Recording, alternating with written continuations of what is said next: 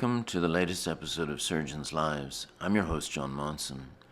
Today we go back to the UK to meet an old friend of mine, Professor Nick Stafford, or Nick Stafford OBE as it happens, since he received that award for his incredible efforts in the field of cancer charity. He's a co-founder of the Daisy Appeal, which under his leadership has raised over £25 million, including the establishment of a unique PET scanning centre in Hull. Apart from that, he's a big car enthusiast, having owned over 50 classic cars over many years, some not so lovely, some very lovely indeed, but all part of the great tapestry of life, as indeed was his experience buying a restaurant. It wasn't the greatest success, he didn't win a Michelin star, but it was certainly an interesting experience. Oh, and don't forget, please like and subscribe to the channel and send us your comments. So without further ado, let's go over and talk to Nick Stafford and hear what he has to tell us about stuff that matters.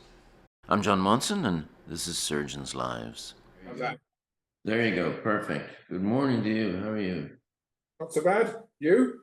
Good, thank you.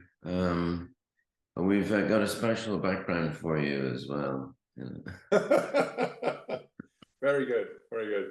So, well, thanks for taking some time to talk to me today. Just so you know what this is about, there are plenty of podcasts and chat forums where people talk to surgeons about their amazing career and huge academic achievements, etc. And we'll touch on your career, of course, in this conversation. But what I've been doing is talking to a series of interesting surgeons about other aspects of their lives, which sometimes are not really covered and are frankly more interesting than the daily grind or indeed the daily battles of politics or treating patients. So what I would like to do, if as a starter, which I do for everyone really, is just to get you to give us a brief introduction to Nick Stafford, starting with the words, "I was born in." Yeah, I was born in Beckenham in Kent. Went down to Farnborough in Hampshire, where the air show is, from about the age of 5 or 6. Primary school, 11 plus, grammar school at Farnborough, which was an all-boys school. No buggery, I'm pleased to say.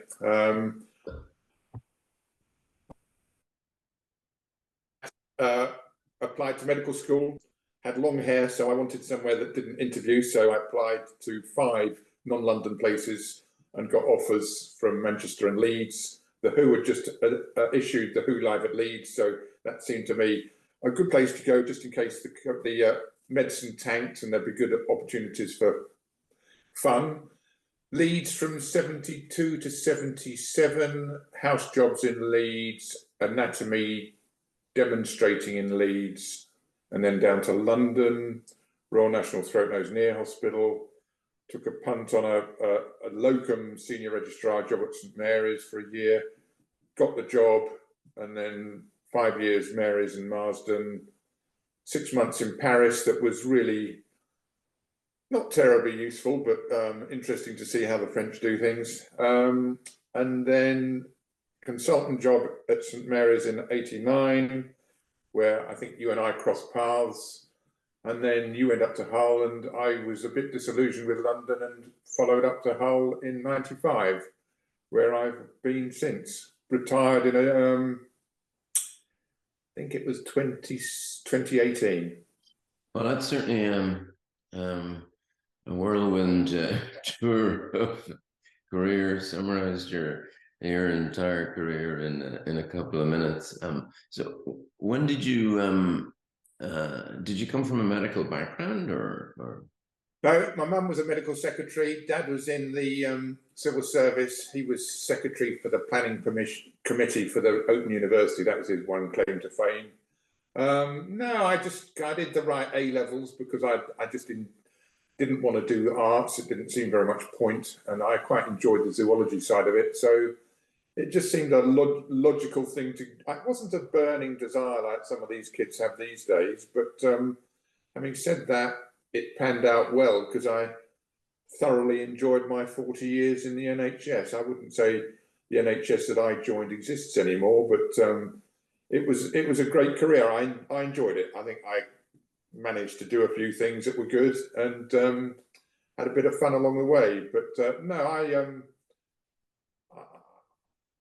I don't know what I'd have done if I hadn't got into Leeds. I'd have probably done something like biological sciences or something along those lines. But I'm not sure that would have really been my thing. I'm not a sort of white coat scientist, as you well know. We'll come back to your thoughts about the changes you've seen in your 40 years, etc., because they're many and varied. I think as everyone does in the span of a career. But throughout your career, you I know you've had some mentors that mattered to you. Do you want to tell us a little bit about that? Yeah,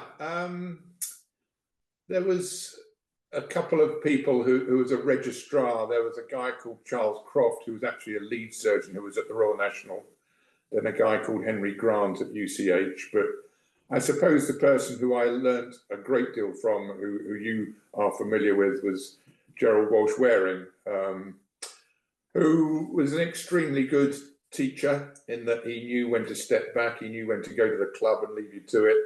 Nick, let me know if there's any problems, meant, you probably don't have a job if you do let me know there are any problems, but get on with it. But he also taught me the politics and how to deal with people, which I now see I've seen many contemporaries, dare I say, bugger up much more than I have. I think as a politician, I'm not brilliant, but I learnt a lot from Gerald and know how to play people better than a lot. So Gerald was really it. There was another guy at the Marsden called Henry Shaw, who was sort of one of the leaders of head and neck in the UK. Henry was a very quiet, self-effacing Etonian. I just learned to step back from things with him. You can get, as I'm sure you do, it's tempting to get very involved with patients. And in fact, Henry's successor, who's recently died, Peter Rhys-Evans, used to go to patients' funerals. I always found that a really rather bizarre thing to do. I think you've got to keep a distance and, Yeah. you're there to provide a service. Yeah, it's it's an interesting observation. I'm inclined to agree with you. I do know people that do that. I've actually only ever been to one patient's funeral who, when I was an intern, actually, and he was a sort of a legendary patient who I looked after for my entire intern span, and was a little, Right.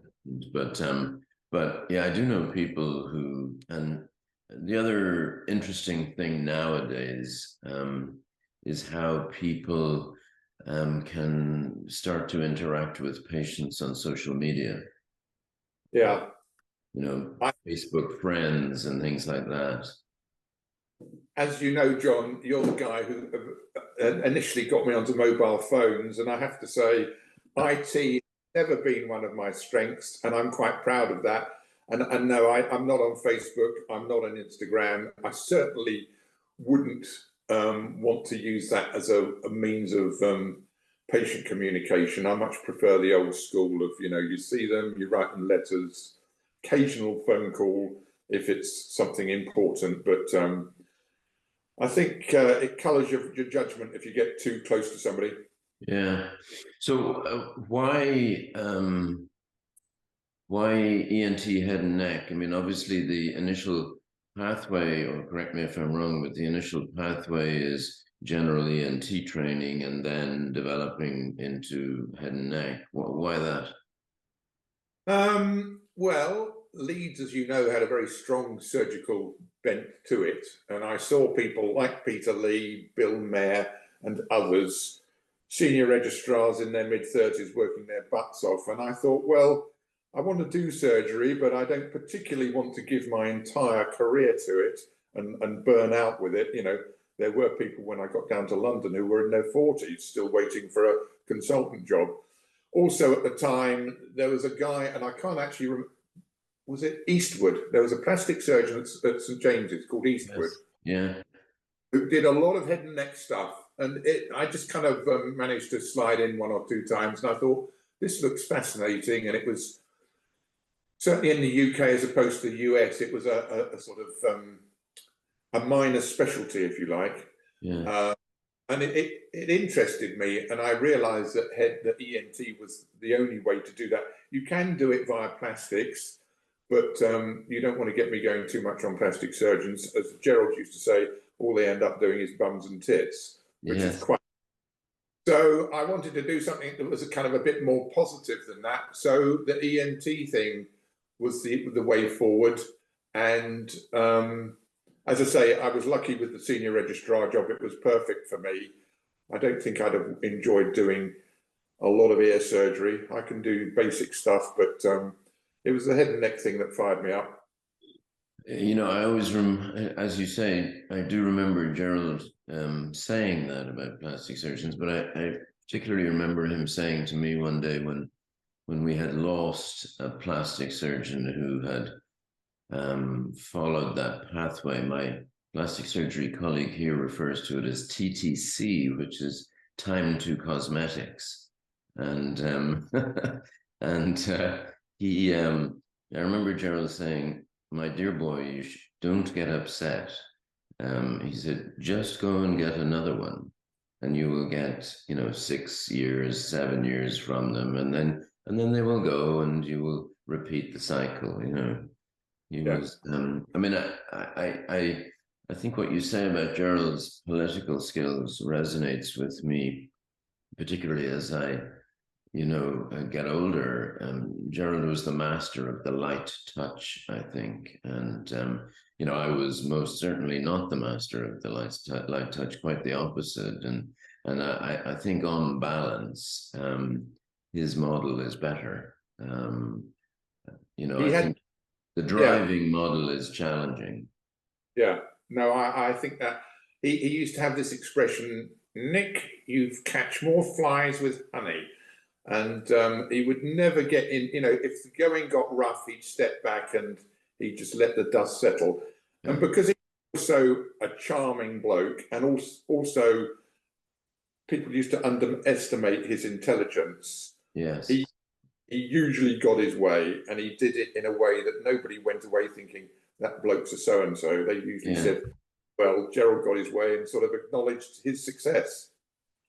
And I don't know because I don't know, but my sense is that he was a more than competent head and neck surgeon.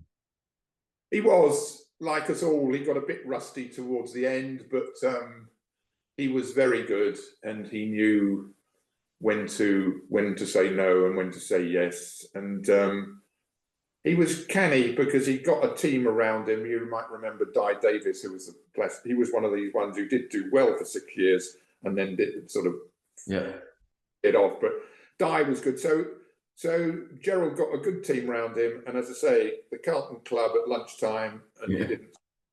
And Nick, you can manage this, can't you? And I knew that I could, but I also knew that if I really got stuck, he'd come back.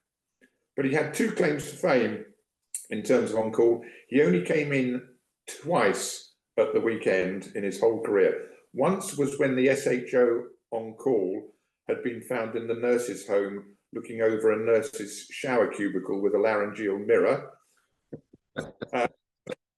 Gerald, he dined out on that for a long time.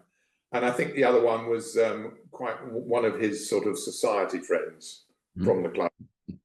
The first of those 2 being much more entertaining. Absolutely. Great. The bloke was fired, of course, even in those days. You raise an interesting point. One of my interviews was with a guy who I'm sure you don't know, but there's a guy called Jeff Matthews, who's chair of surgery in University of Chicago, very well-known surgeon, very prestigious department, and he was advocating for surgeons from somewhere after 60 doing voluntary cognitive motor testing with no punitive outcome from it, but just as a sort of a self-awareness thing. Is that something that you would advocate? Because I'm going to come on obviously and ask you, you know, how you navigated your retirement thoughts, which are slightly different in the UK than they are in the US. But do you think surgeons should be tested? Yeah, I do. I think going back to Gerald, Lindo Wing doing a private pharyngeal pouch, and it became like the sort of top of a butcher's block, and he was making a right mess of it, and he could see that. And I was there, and he said, "Oh, I think I'm getting in a bit of a sticky mess with this." And I said, "Do you want me to take over?" And he said, "Oh, yes, please." And I thought it showed humility on his part not to kind of bodge it and carry on. And I think it was shortly after that that he decided that he'd hand it all on and sort of step back. And yeah, I think it's a good idea. It isn't even just in your surgical skills. It's a bit about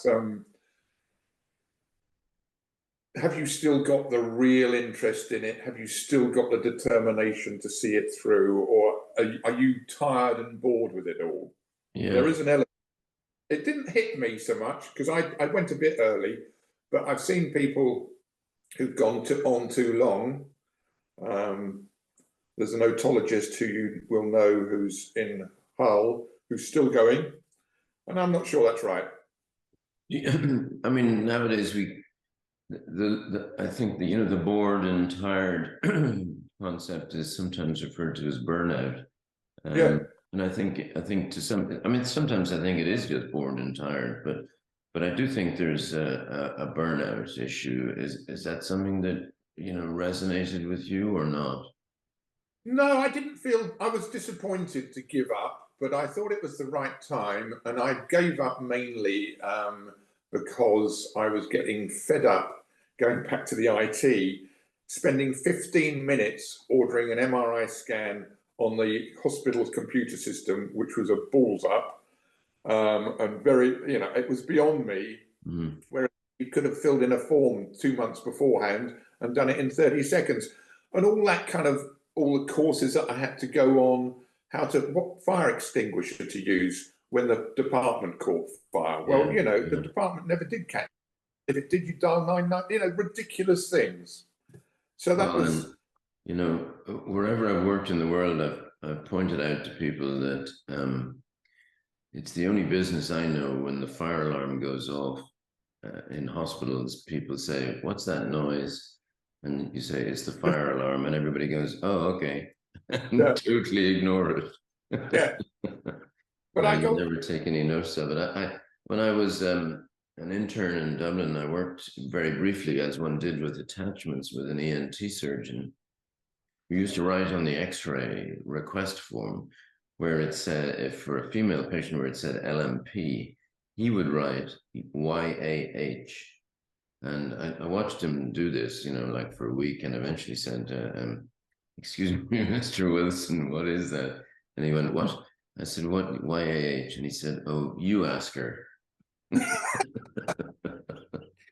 Yeah, that was his approach to that, the whole thing, you probably went around that time, John, but things changed dramatically in the way that a department was run. You were told what patients needed to come in.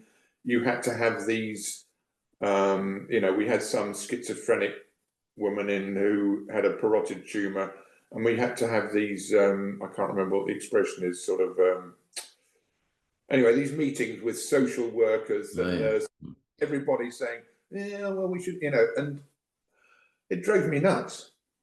And also, I wanted to clear out before they screwed my pension totally.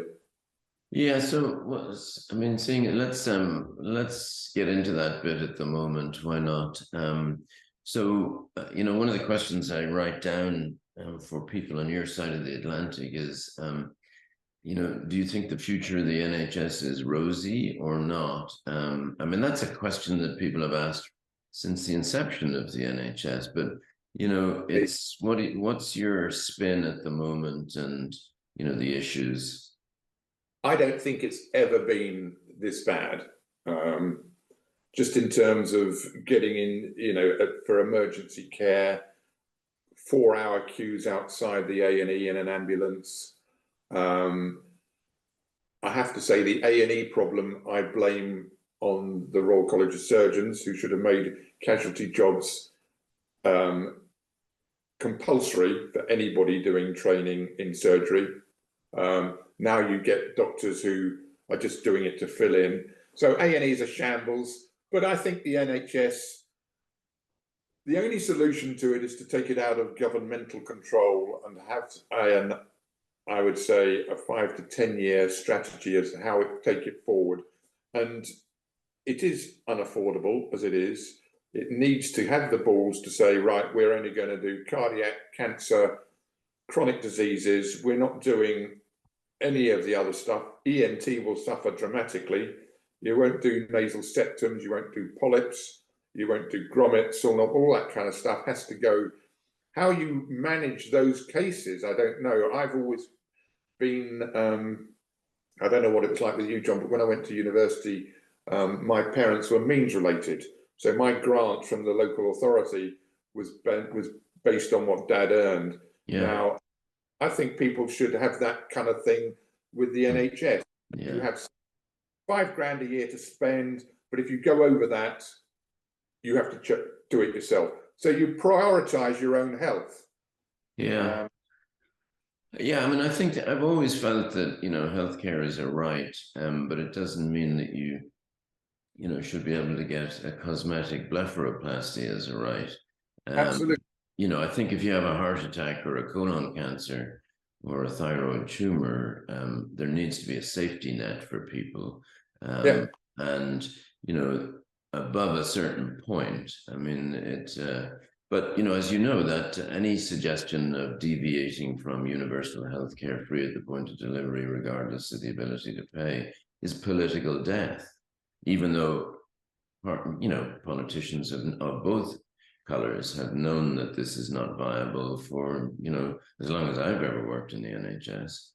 It seemed to me that the other issue that had changed, I mean, when you and I were training in the NHS and starting, you worked very hard under difficult circumstances with limited and sometimes insufficient resources, but everybody worked together as a team, and there was an appreciation for it. Nobody was being blamed for what happened and the shortfalls. What happened, what gradually started was, it became a blame culture. The patients began to blame you, the administrators blamed you. And so the doctors responded by saying, listen, hey, I'm not gonna work like this. And I was recounting to somebody, I do remember the man who introduced I'm blanking on his name, who introduced the human resources guy in the NHS, introduced the contract in the early noughties that resulted in this increase in pay for people, but a dramatic reduction in productivity because you had to document where you were every minute of the day. A huge error of judgment in human behavior, not recognizing that people already worked above and beyond for the most part. I mean, of course, there's people that abuse the system, as there is in every system. Yeah, no, it doesn't look good to me. The other thing is, and I can see this, and we might come onto it a bit later with this Daisy thing I'm doing with the PET CT, but some of the new radio tracers cost 2,000 quid a shot. So the scan's going to cost 3,000. The price of getting a good diagnosis, theranostics on the horizon, it's going to be more and more expensive to treat people. Yeah. How do you pay for that? It's just, they never balance that. I read a book about it, and when they started out, the ethos was well, we'll put the money into the NHS in, what was it, 1947. After the first couple of years, people will have better health and will have to put less money into it. You know, how naive can you get? But there's still kind of a bit like that. They certainly don't get up to date with technology, which is expensive. Yeah, no, for sure. Yeah, and indeed, that was Nye Bevan who convinced the cabinet that after 5 years they could cut the budget by 20%. Yeah. Now, apart from his naivety, the extraordinary naivety of a cabinet to accept that, and you know, so the recipe for ongoing struggles was established on day one. And it kind of focused on, you're right, and the whole cabinet, but when was the last time anybody with any medical nous was in charge of the health service? Well, Gerard Vaughan was a minister, but he hadn't practiced for years. Since then or before him, I can't remember anybody as Minister of Health. It's criminal. Well, I think it's always been a legendary poison chalice. And, you know, it was almost a punishment to be given, to become the health minister, because it was for every minister, it ends in tears. Yeah. But you just think, wouldn't you, that you know, you don't put a pharmacist in charge of a garage and you don't put a technician in charge of a chemist. Yeah, I mean, although I think it probably applies right across government and has done. I mean, it's you know. No, that's why another reason why it should be taken out of political. That 5 year cycle of let's starve it for the first 3 years and then up comes the election and let's give them loads of money so that we can win votes. Yeah, no, that's true. Yeah. So as long as I've known you, you've always had a little edge about you in the sense of little quirky. So there were little things that I used to notice. So, you know, you're constantly reading strange paperback novels at various times. Okay. And you always had a slightly interesting fashion style, Yeah. etc. And you know, I'm intrigued by that because it, as you said from the beginning, you did intentionally choose a specialty that would allow you have other thoughts in your life, not just. And you've certainly, you know, I can. You know, obviously that what I've mentioned, you know, you have an interest in reading and one thing or another. You've had your interest in classic cars. You've dabbled in bits of property, and you were even the mine host briefly at a restaurant for a while, which we won't spend a huge amount of time talking about your sadly tragic and no doubt unjustified lack of a Michelin star. But I do remember that your classic car, the first classic car thing I knew you to have been very pleased about was buying a dreadful Maserati and making an extraordinary amount of money on it. Yeah, well, that you're right. I wasn't pleased with the car. I thought just to run back. My first car was an Alfa Romeo Camtail Spider, and I got through that. I got in touch with a mutual acquaintance of ours, Richard Banks, and agreed on the restoration of the Maserati for £16,000, which was quite a lot in the 80s. But Richard did do restoration, got the car, drove like a tractor, absolutely useless, and sold it. And that was good because it got Heather interested. Yeah. She was supportive once she saw there was money to be made. In fact, we had a holiday in Florida on the basis of that. But it wasn't a good car. And I must say, all the heavy cars that I've had, I've been disappointed with. The DB5 was a heavy car. Yeah. The Mark II Jag was a heavy car. So the car after that was the one that you and I took on the RAC thing, which was the Fiat Dino, which I did like, actually. the left-hand drive made a great noise, and that was another Richard car. But yeah, it's as I think I said in my little email to you, it's almost a disease with me, I'm afraid. I can't resist the temptation. I'm hoping that I'm running out of steam traveling around the country, kicking tires and looking underneath cars. I've actually got, as you know, 2 now, and I'm quite content with them. Which, of course, is a temporary state of mind, and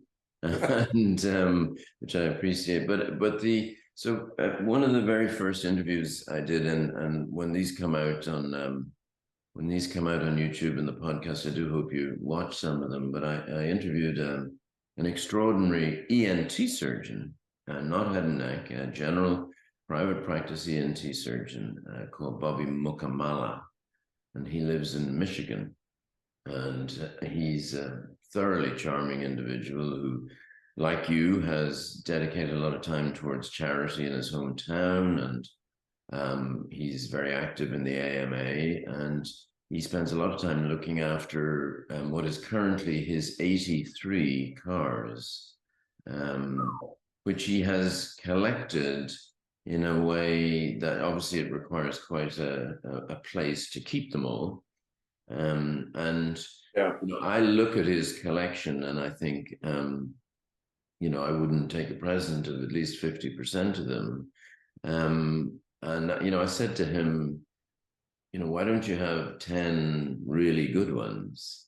And he said, and I quote, he said, I view myself as a bottom feeder. He said, I like getting, so he has like a dozen Mercedes saloons, and intermittently scattered in there, he has like a Ferrari Testarossa and a couple of E-types, but a lot of very mundane things, etc. And that's what he likes.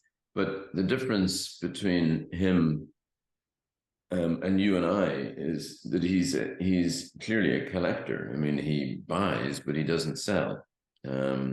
He did sell 1 or 2 cars at the beginning, but since then he hasn't sold any. And part of it is, of course, that he was willing to take the step of purchasing a facility to keep them in. But he uses them for charity and stuff like that. But you're a trader, as in you always, if one comes in, one goes out. Pretty much, yes, you're right. And Heather says it's part of the chase for me, going to look at doing research, getting it home. And then she says, you'll be bored with that in 3 months. Occasionally she's been wrong. I might have got rid of it for other reasons. There's a couple of cars I can think of that I got rid of just because I'm too tall. The Alpine, you remember, which was a really nice car. Yeah. To drive it like that because I couldn't stop right. But on the whole, it is the chase. But as I say, I am getting a bit old for that. And also, the list that I've had is probably 50 or 60 cars. Yeah. And there aren't many now that I could A, afford, and B, really want to have. Well, one of the questions I was going to ask you is, do you have a bucket list of 1 or 2 that you still would like?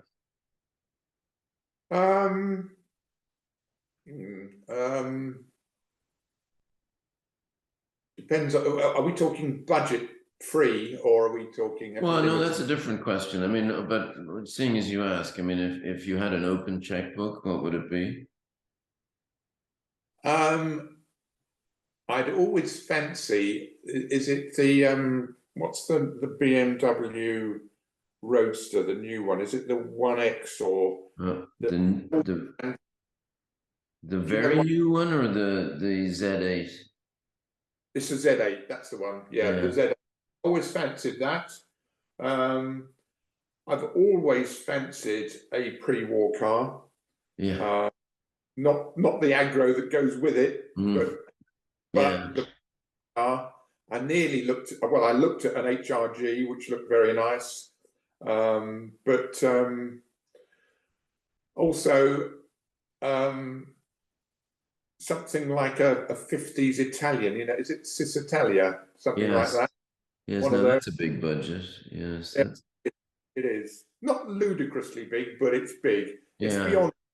And one of the things that I have found and noted in the car market is that as prices get so exorbitant for some cars, they're not taken out anymore. You don't see them on the road, no, which is a shame. And one of the things I would never do, what I said was I do like to drive the car. So yeah, I wouldn't want to buy something that was so expensive that I couldn't risk taking it out on the road. And yeah. cars are getting like that. No, they are, and I drive my cars, and I have a car mentor in England who curates a very large, hundreds of millions worth of cars in several locations for a lucky owner. And so he's extremely dispassionate about cars. And his governor, as he calls them, has cars that go back from pre-war Bentleys up to LaFerrari. So, it's a very eclectic case. But, his career, his job depends on it. And his boss, his gov, likes the cars to work. Yeah, So I've often said to him, I fancy a pre-war car, because they are lovely looking, and he yeah, goes, and he's always saying to me, now just calm down, yeah.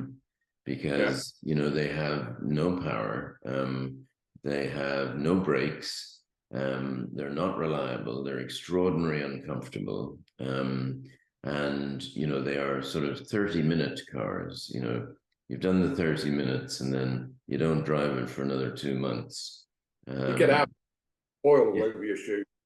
yeah, and but the other thing that which I do now and I have done for quite some time is, I don't like the full classic car experience of, standing on the side of the road with a vague smell of fuel.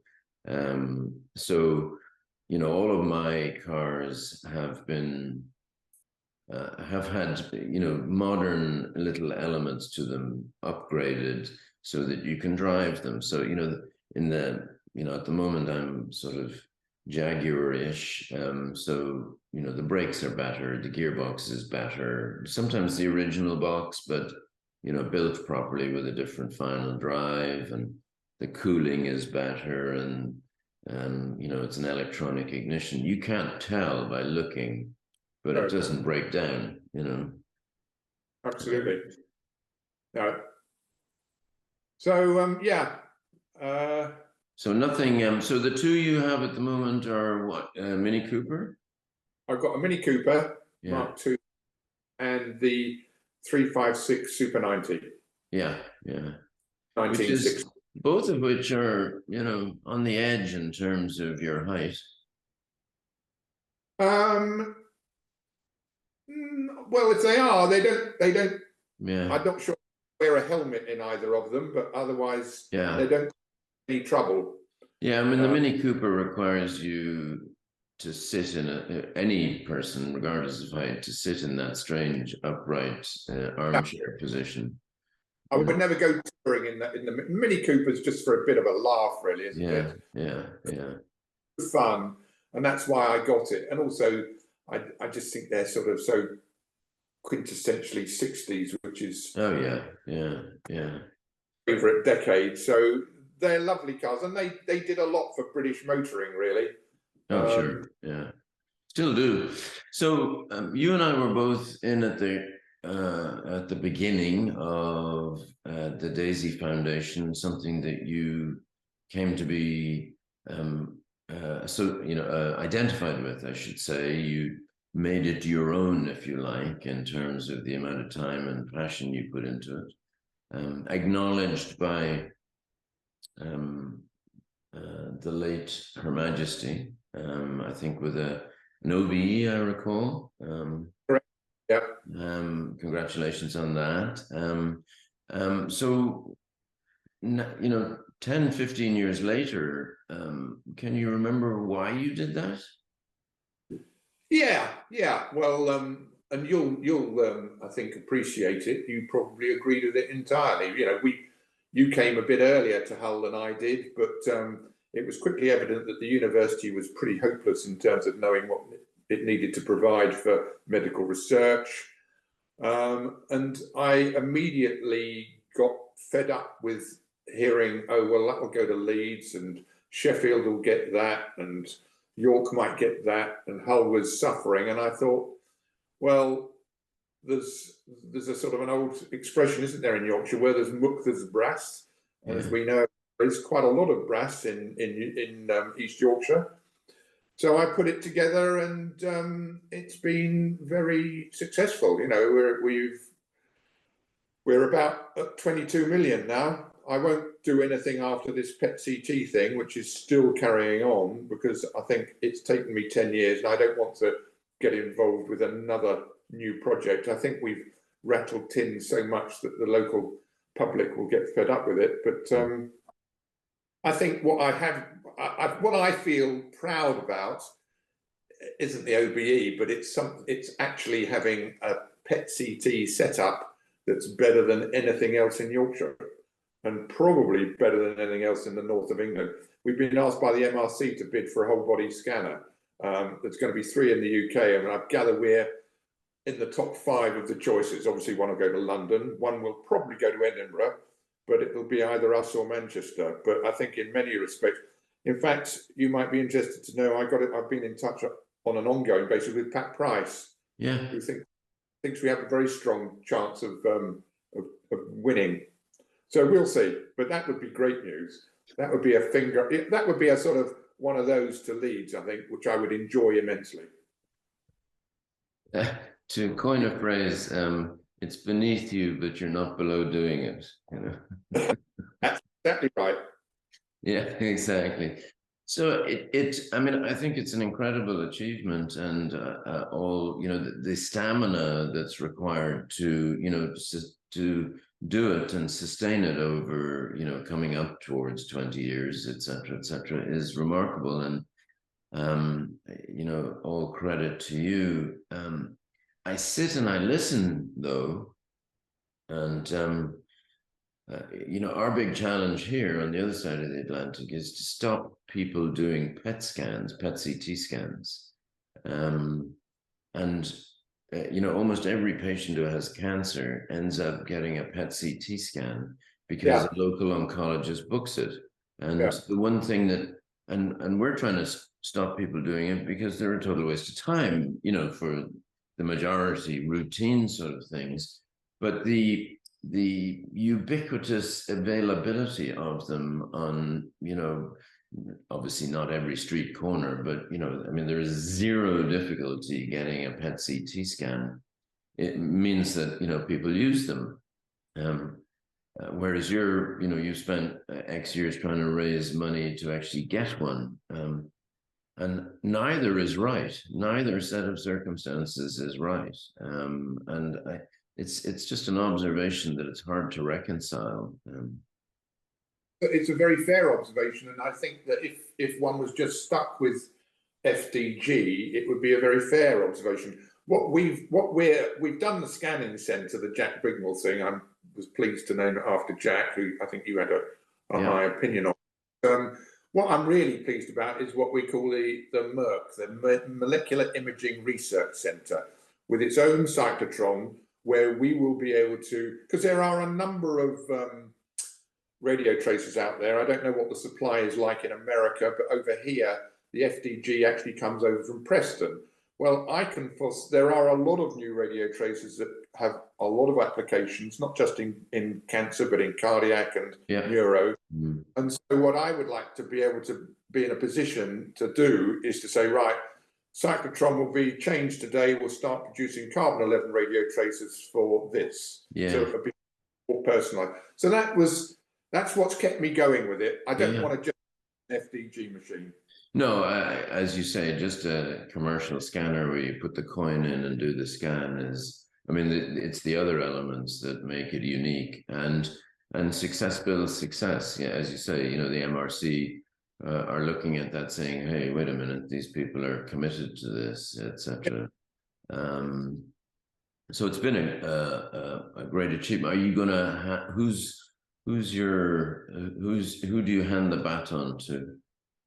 So I think I have decided that I am not doing Daisy 3. Once this is done, I would think by the end of next year, we'll have it in a sort of a box. It'll be self-contained. We won't be actively fundraising, but there isn't going to be another fundraising for another project. Not from me.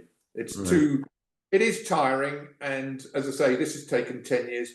I'll be 78 then. I'll certainly be too doddery to hold a bloody can and say, put money into it.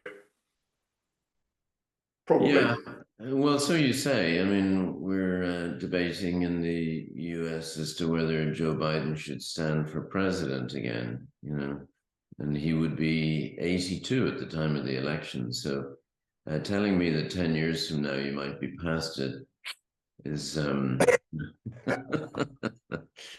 is not great. So we have to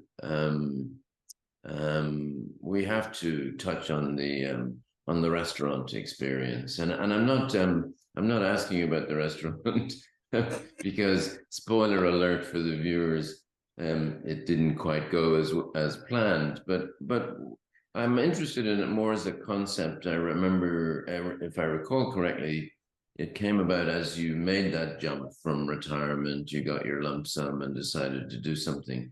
I mean, the concept of doing something wholly different when you retire, was that what you were thinking? It was partly that, and it was a way of Holly and Lee had they were in a house in Beverley, and they were having, let me say, financial difficulties. So I thought it would be a solution to that. The kids, all Fenella and Holly, both said, "Oh, we'd love to do that." We all went in with eyes wide shut. Yes. We didn't know how much hard work was involved in running a pub. It was a very nice pub. I don't know whether you remember it, John. I do. By the duck pond. It was idyllic, but it was difficult to run. We wanted to do things to the pub that the locals, who are a middle-class bunch of architects, lawyers, and that sort of thing, didn't want us to do. We put in planning permission for some changes, and they just objected. Yes. Just objected. They would object if you wanted to change the colour by one hue. So I could see you developing a great degree of sympathy and empathy for Jeremy Clarkson and his diddly squat. I think Jeremy Clarkson, if I had Jeremy on side, we'd have made a go of it. But no, it was an experience. We lost about £100,000 on it. But as you say, I've had some good results with other properties. So it was, I can look back on it and think, I'll never do that again. And if somebody came to me and they said, why wouldn't you do it again? I would be able to tell them from the heart. I think also we got out at just the right time, because interestingly, the pub has been bought by Old Mill Brewery. They've put £1.2 million into doing it up. Then already on their third landlord, having reopened last July. COVID over here has been a killer on country pubs. And so I'm just pleased we got out. It was, and think, would I do it again? Well, I obviously wouldn't want to lose the money, but it was, we met some interesting people. It was interesting. Yeah, and as you say, you went into it eyes wide closed, which is, clearly not the way to do something. No but it's an expensive way of learning the lesson that perhaps you could have learned in a different way. But it's one of those different things. One of my guests on this sold his house and has spent the last 2 years on a catamaran with his wife. And when I interviewed him a couple of weeks ago, he said, let's do it before I go through the Panama Canal and we cross the Pacific. And I said to him, yes, let's indeed do that before you cross the Pacific, just in case. And so he proposes to spend the next decade, literally the next decade, just sailing around the world. And it's now he did not go into it eyes wide closed. He spent 2 years before he bought the boat, and he was well experienced as a sailor. But you know, that's a brave. You know, we all talk about, oh, I'd love to go and do something. You know, but you know, and you put more than a toe in the water doing something totally different. You know, you went out and did it. And credit to you for doing that. But he's, you know, really done it. You know, well, you know, at least you did. I mean, you tried. I mean, most people don't have the guts to do something like that. He's been braver because he is actually putting his life at risk, I would say, whereas I was putting my wallet at risk. So, but no, Sure. Yeah. It was good fun, you know. And you think about, you know, about my cars and stuff. I could have bought a really nice Porsche with that, but actually I bought Porsches, so why not? Yeah. Why not see what happens? Yeah, no, for sure, for sure, for sure. So if you were, if a young, fresh-faced, wide-eyed,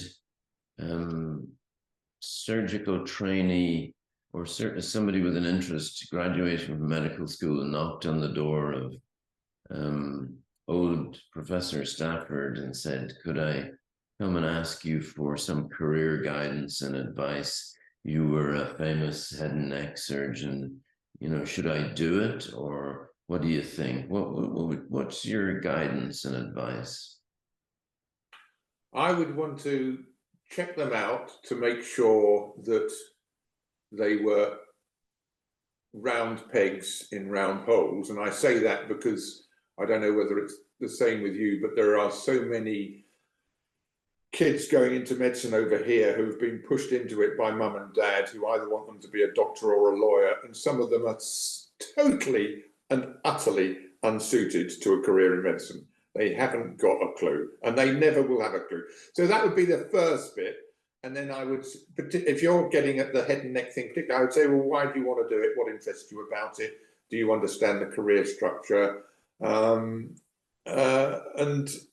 say, yes, if it's something that you want to do, you should go for it, and give them a few ideas about how to get it done, because it's after Kalman and things, you need to think a bit more laterally as to how you shape your career. Kalman does not produce head and neck surgeons anymore. No, and right now, according to social media, anyway, there appears to be another upsurge in the emigration of doctors, a lot to Australia, New Zealand, I see, etc.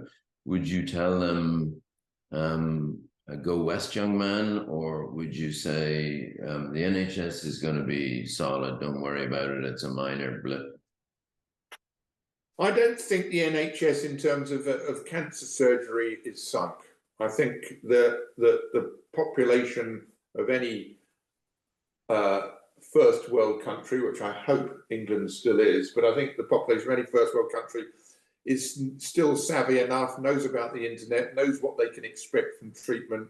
There will always be treatment available for cancer. So what I might suggest is that they go west, and it's ironic, isn't it? But go to Australia for a year or two's training. When I was at the Marsden, we had a guy called Chris Perry over from Brisbane, and they were all coming over here. Yeah. Now it's the other, but that's the way it goes.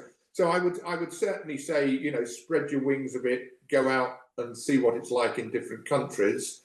But I wouldn't necessarily say emigrate. I cannot believe that this country will allow the health service, in terms of cancer care, to become too much of a mess. Yeah, no, I think, I mean, I do think it goes through life cycles for sure. Yeah. And it does that. So let me finish by asking you a series of very quick questions. And you're not allowed any time to think about these. And there are no correct answers, other than the fact that I can assure you I know what the correct answer is. Of course. Okay. Are you ready? I am. Okay, Beatles or Stones? Stones, Coke or Pepsi? Coke, Cats or dogs? dogs, Manchester United or Liverpool? Liverpool, Beer or wine? beer. Home or abroad? Abroad, Football or cricket? cricket. There you go. All done. Very good. Okay. It forms part of the profiling, you understand. Okay. So have you Well, got some? Nick, we've come to the end of our time, and I really appreciate it. It's been great catching up and great listening to your story of your life, which I do think is a little bit like some of the things that do matter. They're different than just a standard passage through surgery, etc. So it's been a pleasure to talk to you, and I hope we catch up soon. Yeah, it's been good to see you, and yeah, I'm sure we will. We still need to think about a rally, one last bust. Look forward to it. Cheers, Right. John.